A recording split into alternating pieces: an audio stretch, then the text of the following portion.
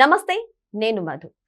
తెలంగాణలో జరిగినటువంటి మున్సిపల్ ఎన్నికల సందర్భంగా మంత్రి పొంగులేటి శ్రీనివాసరెడ్డి వాయిస్ అయితే బీఆర్ఎస్ పార్టీ వాళ్ళైతే విడుదల చేయడం జరిగింది. మరి శ్రీనివాసరెడ్డి వాదన ఏంటి అంటే, ఇంకా ఇప్పటికీ కూడా బీఆర్ఎస్ వాళ్ళు ఖచ్చితంగా ఫోన్ ట్యాపింగ్ చేస్తున్నారని ఆయన ఆరోపిస్తున్నారు. మరి ఇందులో నిజమెంతో ఈ రోజు మనం తెలుసుకుందాం.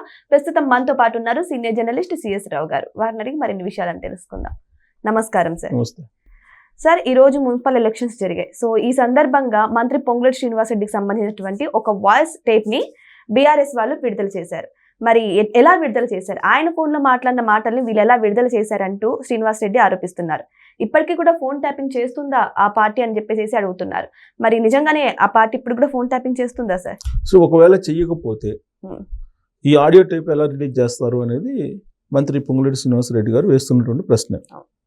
ఇవాళ పోలింగ్ జరిగింది, మున్సిపల్ ఎన్నికల పోలింగ్ జరిగింది.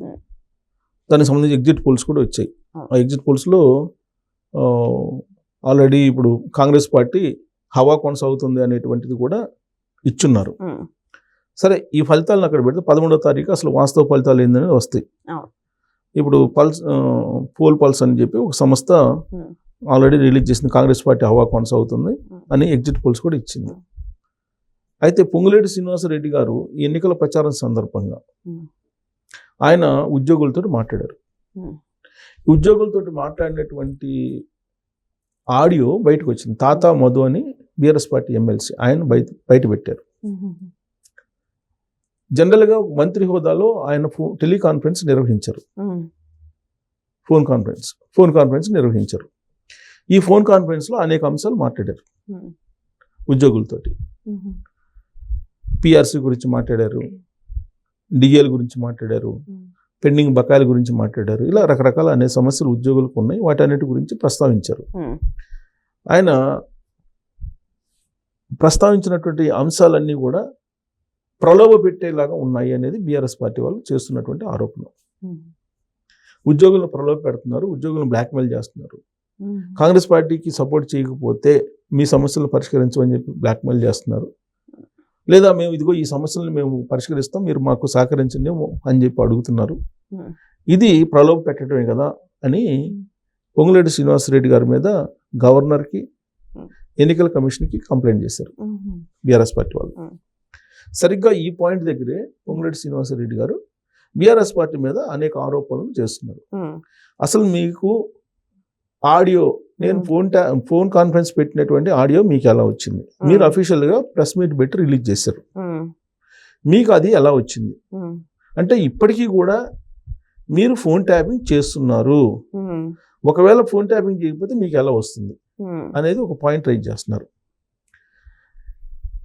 చేస్తూ ఆయన కంటిన్యూషన్ ఏమన్నారంటే, బీఆర్ఎస్ పార్టీ అధికారం నుంచి దిగిపోయినప్పటికీ కూడా ఇజ్రాయెల్ పరికరాలు ఇప్పటికి కూడా ఉన్నాయి వాళ్ళ దగ్గర. ఇజ్రాయెల్ నుంచి తెప్పించిన పరికరాలు వాళ్ళు ఏ ఫామ్ హౌస్లోనూ, ఏ మామిడి తోటల్లోనూ పెట్టి ఆ పరికరాల ద్వారా ఫోన్ ట్యాప్ చేస్తున్నారు. దీని మీద ఇప్పుడున్నటువంటి ప్రభుత్వం నిఘా పెట్టాలి అనేటువంటి ఒక అంశాన్ని లేవనెత్తాడు ఆయన. దాన్ని మనం కొట్టిపారేలేం. ఎందుకని కొట్టిపారేలేమంటే, 2014లో బీఆర్ఎస్ పార్టీ, ఆ రోజు టీఆర్ఎస్ పార్టీ తరఫు నుంచి ముఖ్యమంత్రి అయ్యారు ఎవరు? కేసీఆర్ గారు. ఆంధ్రప్రదేశ్కి చంద్రబాబు నాయుడు గారు ముఖ్యమంత్రి అయ్యారు. ఉమ్మడి రాజధాని హైదరాబాద్. అప్పుడు 2024 జూన్ 2వ తారీఖు దాకా ఉమ్మడి రాజధాని హైదరాబాదు.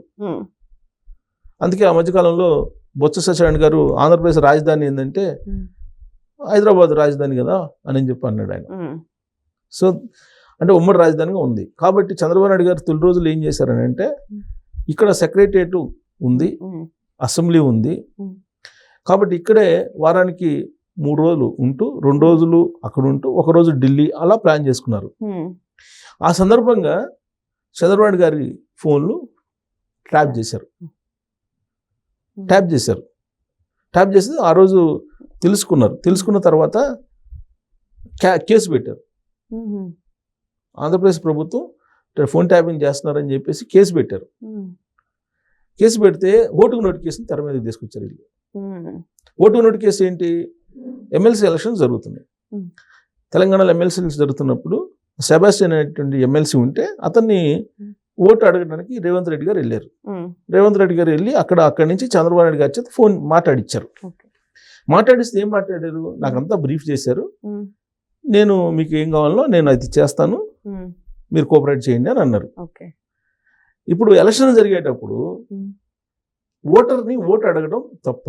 తప్పులేదు, అడుగుతారు. ఇదే రేవంత్ రెడ్డి గారు అంటున్నారు. ఉమ్, ఇదే రేవంత్ రెడ్డి గారు అంటున్నారు. ఉమ్, అలాగే ఇప్పుడు పొంగులేటి శ్రీనివాసరెడ్డి గారు ఫోన్ కాన్ఫరెన్స్ పెట్టి టెలికాన్ఫరెన్స్ పెట్టుకొని ఉమ్, ఉద్యోగులతో మాట్లాడి ఉమ్, ఆయన ఈ సమస్యలు వీటి గురించి మాట్లాడారు. అవును. అంతే కదా, కోఆపరేట్ చేయండి అని చెప్పి అన్నారు. అవును. ఇది తప్పు ఎలా అవుతుంది ఉమ్, అని చెప్పి అంటున్నారు ఆయన. అవును. సో ఇప్పుడు ఫోన్ అది ఓటుకు నోటు కేసు అంటే పెద్ద ఎత్తున ప్రచారం చేసేసి దానితో ఏదో మొత్తం భూమి బద్దలైపోద్ది అన్నట్టుగా ఆ రోజున చంద్రబాబు నాయుడు గారు హైదరాబాద్ నుంచి అమరావతికి పోయేలాగా చేసేసారు. ఉమ్, సరే, దానికి అప్పుడు కూడా ఢిల్లీ ఆశీస్సులు ఇవన్నీ చాలా ఉన్నాయని చెప్పేసి అంటూ ఉంటారు. ఉమ్, ఎట్టకేలకు చంద్రబాబు నాయుడు గారిని అక్కడ పరిమితం చేశారు. ఉమ్, ఆయన తెలంగాణ రాష్ట్రానికి చేసినటువంటి అభివృద్ధి ఉమ్, బహుశా ఆయన జీవితంలో ఏదైనా చెప్పుకోదగ్గది ఏదైనా ఉందంటే అదే. అవును. మీ పొలిటీషియన్గా 40 సంవత్సరాల చరిత్రలో మీరు ఏం చేశారంటే, నేను హైదరాబాద్ని సైబరాబాద్ని నిర్మించాను, హైదరాబాద్ని డెవలప్ చేశాను, ఉమ్, తెలంగాణకి ఇవాళ నెంబర్ 1 స్థానంలో ఉంది భారతదేశంలో తెలంగాణ రాష్ట్రం ఆర్థికంగానే, అంటే అది నా విజన్ కారణంగా అని చెప్పి చెప్పుకోవడానికి ఆయనకు అర్హత ఉంది. అవును. అలాంటి చంద్రబాబు నాయుడు గారిని హైదరాబాద్లో నుంచి తెలంగాణ నుంచి పంపించేటువంటి కార్యక్రమం చేశారు అప్పుడు. ఉమ్, ఇవాళకి కూడా ఆయన ఒక పెద్ద బూచిగా చూపిస్తున్నారు తెలంగాణ సమాజానికి. ఉమ్, ఇది తప్పు కదా. ఇది సహాయం పొందినటువంటి వాళ్ళని ఉమ్, మీరు ద్రోహిగా చూపించడం అనేది తప్పు కదా. అవును. సహాయం చేయనటువంటి వాళ్ళు, సహాయం తీసుకున్నటువంటి వాళ్ళు ఎవరైనా అంటే అర్థం ఉంది. ఉమ్, సో ఇలాంటి పరిస్థితి ఉంది.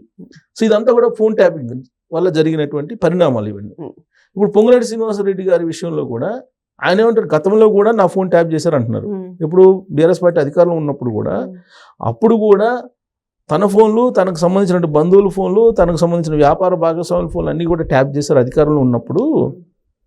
అధికారం వాళ్ళు కోల్పోయిన తర్వాత కూడా ఇప్పుడు కూడా ఫోన్ ట్యాప్ చేస్తున్నారు, దాని సంగతి చూడండి అని చెప్పి అంటున్నారు. ఎందుకనంటే వాళ్ళు ఇజ్రాయెల్ పరికరాల ద్వారా ఈ ట్యాప్ చేశారనేది అప్పుడు ఆంధ్రప్రదేశ్ ప్రభుత్వమే కంప్లైంట్ చేసింది. అవును. ఆ ఇజ్రాయెల్ పరికరాలు ఏంటంటే ఒక ఆపరేటర్స్ తీసుకొచ్చి ఇక్కడ పెట్టామనుకోండి, ఉమ్, దాదాపు ఒక 500 ఫోన్లు ట్యాప్ చేస్తుంది అదే పనిగా, ఉమ్, దాని కెపాసిటీని బట్టి. అందుకే రేవంత్ రెడ్డి గారు పిసిసి అధ్యక్షుడిగా ఉన్నప్పుడు ఆ పక్కన ఒక ఛానల్ ఉండేది ఉమ్, వాళ్ళ ఇంటి పక్కన. ఆ ఛానల్లో మొత్తం ఎక్విప్మెంట్ బిగించారు. ఉమ్, అందుకే ఆయన ఆ ఛానల్లో అధినేత మొన్నటిదాకా లండన్లో దాక్కున్నాడు పోయి ఈ ఫోన్ ట్యాపింగ్ కేసులో ఇరుక్కొని. ఉమ్, సో కాబట్టి ఇప్పటికి కూడా వీళ్ళ దగ్గర ఫామ్ హౌస్లోనో లేదంటే మామిడి తోటల్లోనో ఈ ఫోన్ ట్యాపింగ్ పరికరాలు ఉండి ఉంటాయి. ఉమ్, లేదంటే నేను ఫోన్ మాట్లాడింది ఎలా రిలీజ్ చేస్తారు, అవును. కాబట్టి దీని సంగతి చూడండి అని చెప్పేసి ఆయన అంటున్నాడు.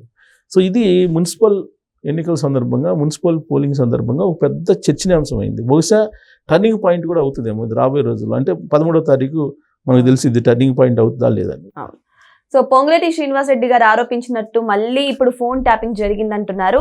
అయితే బీఆర్ఎస్ పార్టీ వాళ్ళు నిజంగానే ఫోన్ ట్యాపింగ్ చేశారా లేదా అనేది మరి విచారిస్తారో లేకపోతే దీన్ని ఇంతటితో వదిలేస్తారో, మరి ఈ విచారణలో నిజాలు తేలుతాయో వెయిట్ చేసి చూద్దాం. Thank you so much. Thank you.